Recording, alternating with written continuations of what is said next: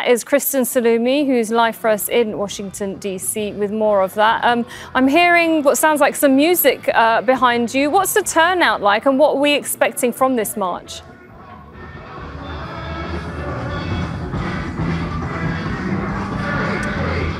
Well, the group of people behind me are some of Kamala Harris's strongest supporters. They are gathering here to regroup and commiserate after a disappointing turnout for them on Election Day. And we are going to talk with one of the organizers here, Rachel O'Leary-Carmona, the executive director of the Women's March. Rachel, I just have to ask, when you saw the results come in on Election Day, seeing that Donald Trump had won overwhelmingly, what was your reaction? I mean, obviously, like almost half of America, I was very disappointed to see that Donald Trump had preyed upon the fears and difficulties of the last few years related to the COVID-related global inflation that has been gripping so many folks, and understanding that the United States had fallen, across the world.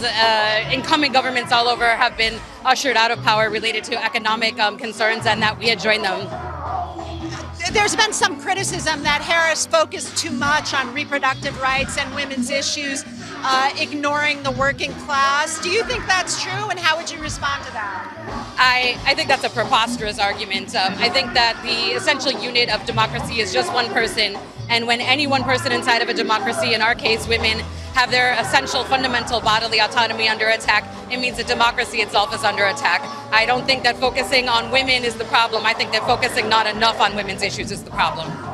Rachel, thank you so much for being here with us. It's a very loud environment, but a very resolved environment. People are talking about fighting now for their freedoms. They're not going to wait for another 4 years for another election. They're going to get right back on their horse and start pushing for the issues that they care about, in particular, women's rights. Okay, thank you very much, Kristen Saloomey, for that latest update from Washington, D.C.